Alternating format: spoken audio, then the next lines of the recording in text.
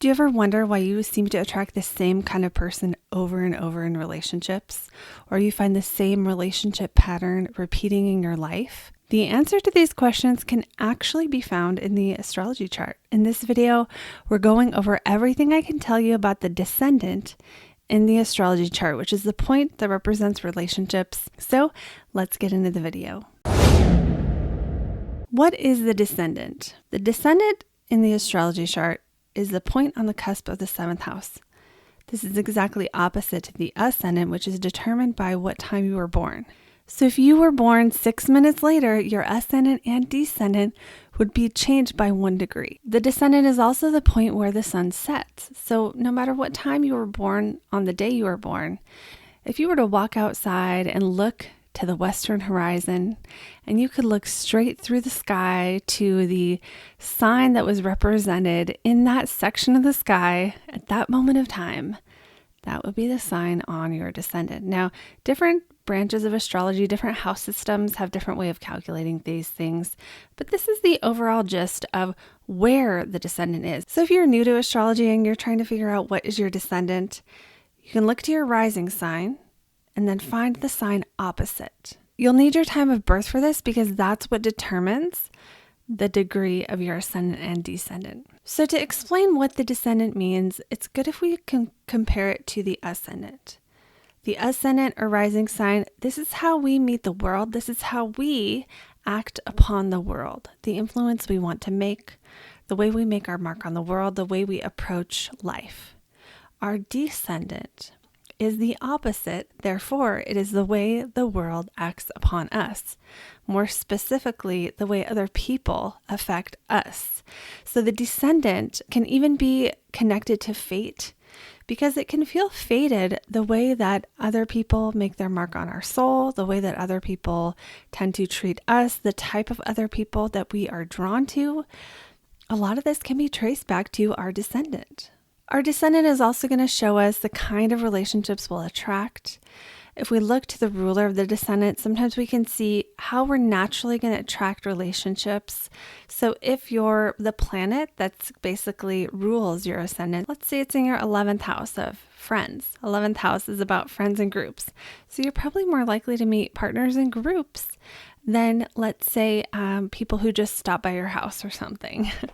The descendant shows us the types of relationships we're likely to have. That's going to be romantic or our long-term close personal friendships. It can tell us the things we unconsciously seek in other people, as well as the kinds of people we are destined to meet along our journey of life.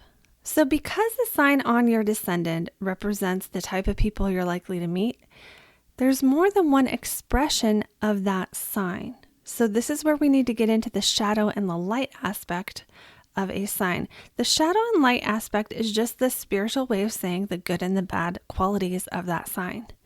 So let's say you have Cancer on your rising. Well, then that means you're going to have Capricorn on your descendant because that's the opposite of Cancer. And that means you're likely to meet people with Capricorn type qualities. However, this does not mean you're only going to meet people with a Capricorn sun sign. Keep in mind, this is the energy of Capricorn, which goes beyond just the sun. Someone can have strong Capricorn tendencies without being a Capricorn sun if they're very responsible, if they are more cautious, if they are more controlled, if they are more stable. Earth signs are stable and dependable usually. Not always nice, not always, emotionally available. Sometimes they are. What does that mean for Cancer risings in love? Cancer risings are going to draw in people who maybe have similar goals, who are very goal-oriented, who are focused on the future, who want to sacrifice in order to achieve something. But every sign has a good or a bad sign. So the good side of Capricorn is going to be people with integrity, who can sacrifice for a greater cause, who want to have a bigger mission, people who have their stuff together, who know what their goals are, know what they want in life, know what they're willing to sacrifice to get it, are willing to provide. These are all some of the more positive attributes. But if you take that same, authority and you twist it in a negative way, well, that's going to be someone who maybe wants to control you or makes too many rules or demands upon you, or isn't open-minded, or, there can be other shadow attributes. So each sign is going to have light and shadow, and most people, whatever the sign is on their descendant, are going to attract maybe a little bit of both. We're also going to talk about what to do if you feel like you're more stuck in that shadow side of the descendant, if you feel like the people you've attracted in your life have more of the negative qualities of that sign. There's a couple ways to work with the descendant. One is to look for how you might be allowing those negative qualities in. Sometimes this is an easier place to start because we're always more aware of the negative than the positive. And sometimes we can, be more proactive. And so sometimes just deciding you don't want to keep connecting with somebody who is like that is a very practical and simple way to work with your descendant and choose differently, choose a different kind of expression of that energy. So know this will also be a process. As we evolve, our choices get better. We just do the best we can with what we have until we know better, and then we do better. The next way to work with that descendant is actually not what you might think, because to attract the highest version of our descendant, we need to be the highest version of our ascendant. Because the descendant represents things we can't control, in order to work on this area of life, what we really need to do is focus on the stuff we control, which is that ascendant energy of how we meet the world. So if you are in the shadow side of your own ascendant, there's no way you're going to attract the lighter side of your descendant, because opposites attract. But what are you first to attract the opposite of? Now, this is not in any astrology book, but it's what I think. It just seems to be common sense to me that if you want to attract your highest mate, in love or in friendship, if you want to attract your highest counterparts, then you must be the highest version of you. So that means finding the negative qualities of your ascendant and releasing those, or finding the positive qualities of your ascendant and growing those, cultivating those qualities more within yourself. As a side note, just because you have a sign on your descendant doesn't mean you like that energy. Sometimes people can't stand the sign on their descendant. This is not uncommon, especially if you've attracted some of the challenging sides. And who hasn't had challenging relationships? Who hasn't had situations where we loved someone and there were things we didn't like? So which way to work with your descendant is probably going to depend a little bit on your own chart and your own natural tendencies.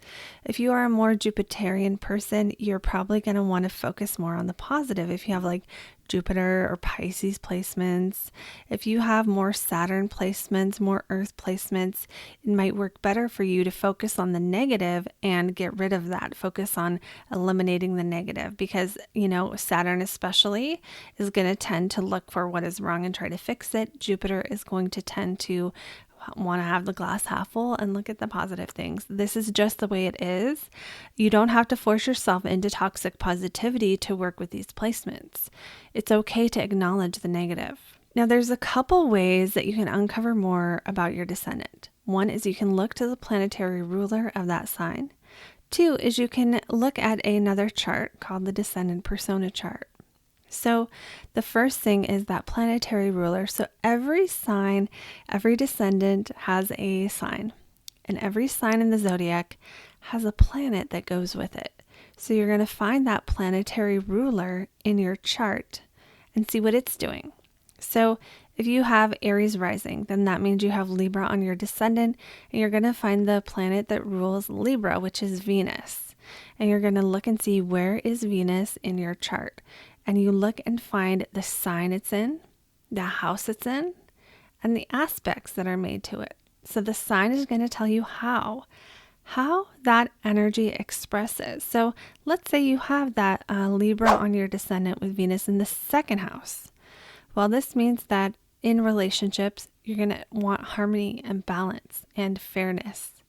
And in the second house means, well, it might have to do with money. You might really, really want a partner or attract partners who provide you with support financially, or that you support them in some way. Usually with the seventh ruler in the second, it's more likely you're going to have a partner impact or influence your money, your possessions or what you have or what you own. So that could show up in many ways, but the standard definition here is that your partner is going to pay for stuff. Looking to that planetary ruler, even just the sign in the house, can tell you so much more about what that person needs in relationships.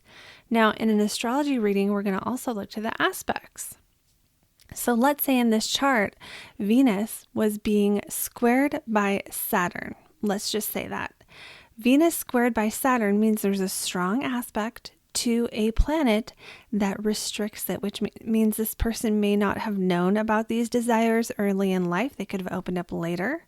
Sometimes Venus-Saturn aspects mean that you're going to want to be with partners who are much older than you, but it being a square makes it tense. So it's almost like, well, you want to be with someone older, but you can't, or you're with someone older than you or much younger than you as well. And then everyone hates it, depending on all the other aspects in the chart. So it's like adjustments need to be required with the requirements, the authority maybe that your partner normally has or that you're looking for. So this is just one example of how we can go from Descendant to a whole story, a whole deeper experience of what you need in love or what you've had happen in love. To find out more about your 7th house ruler and what it means, you can book a ideal love profile with me. This is a 10-minute pre-recorded video where I tell you as much as I can in 10 minutes about your 7th house, 5th house, and 8th house planets and what they mean for you in love. I will warn you though, this reading will make you want to book a full reading with me. Click the link below to get yours. Another way to go deeper into your Descendant to uncover more and learn more about how you are in relationships is looking at the Descendant persona chart. This is a chart, there's a persona chart of many different things. So the Descendant persona chart is a chart of from when you were a baby, the first time the sun hit the Descendant. And that becomes the chart of your persona chart. So this can tell you a lot more about your love life, what your wants and needs are in love, what your patterns have been, how you are in love, how you come across in love, what you value in relationships. And this is going to be not just your love life, but also your significant relationships and friendships. So now we're going to go into the sample chart of the Descendant.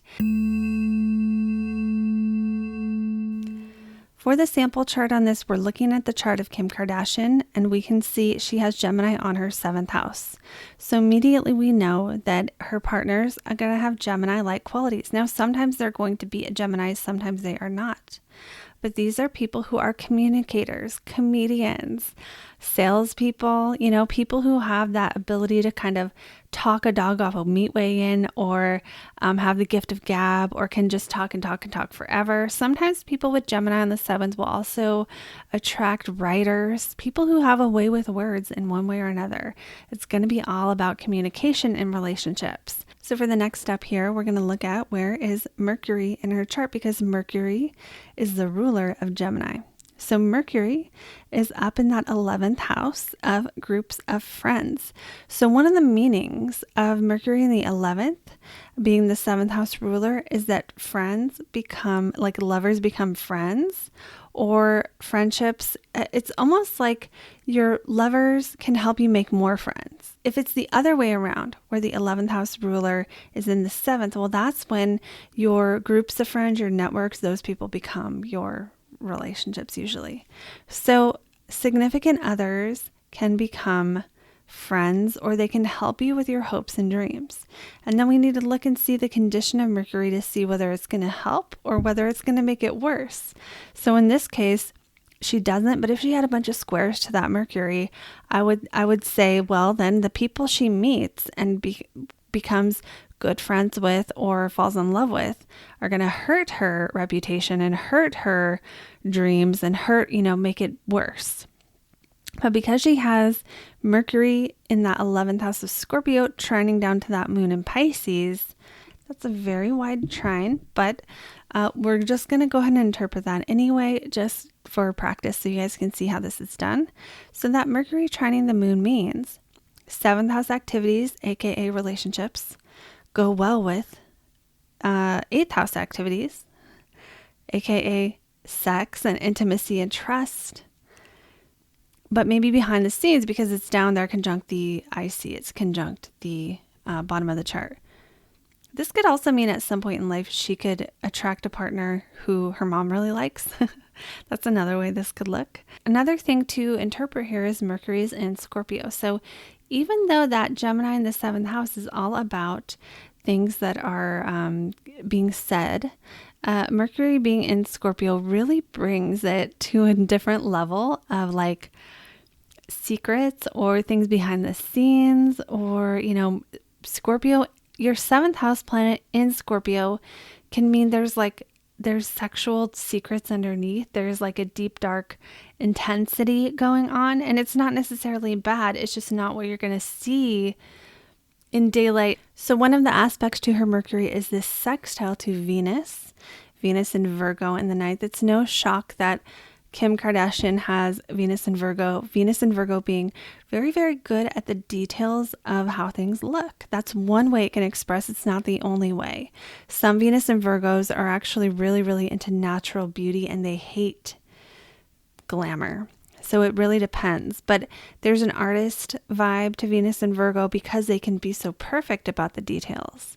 So that Mercury sextiling over to that Venus means that by using her looks, by using her aesthetic, by using that ability, she can have opportunities happen in relationships, or relationships can support her in those type of activities. Venus and Virgo in the 9th, like doing YouTube videos, teaching people how to do their makeup. That is a Venus and Virgo in the 9th type of a thing, because the 9th house is teaching and Venus and Virgo is getting it perfect. Other ways that could show up is also other 9th house topics like traveling or foreigners or the law. I know she's interested in the law as well. Like the law somehow creates positive opportunities in friendships that are related to love. So perhaps partners who support her in her desire to further topics related to the law, or partners who support her in making the connections needed to be able to do those things. Or simply, to me, an 11th, 9th house sextile is really the ability to manifest your hopes and dreams.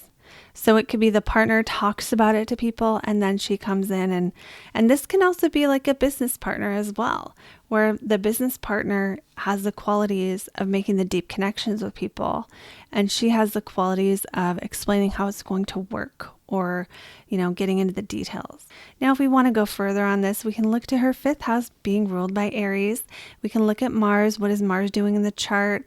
Mars in the 12th house. So that 5th house ruler being more passionate, more active. You know, this is an active social life or an active dating life where, you know, sometimes Aries on the 5th, you're going to want people who will make the first move, who are action takers, who are not passive. And being in the 12th house, sometimes those are things that are hidden in some way. So Mars in the 12th, sometimes people with Mars in the 12th don't know what they're attracted to. They have to think about it. They have to think about or they don't know what it is about the person they like. They just like it. That's another way that shows up. Anyway, so we could do this for each planet. We could look at the planetary ruler of the 7th, the 5th, and the 8th. Those are the good ones for love to see. 7th for long term, 5th for dating, and 8th for the intimacy and the deeper connections. So they kind of overlap a bit. But that is what we have for this part of the video. So that is a sample chart of how you read a descendant, all the different information you can gather from looking at your descendant in the astrology chart. And don't forget, you can grab my ideal love profile. It's a 10-minute pre-recorded video of your love planets in your chart and what they mean for your love life. Click the link below to get yours, and I will see you all in the next video.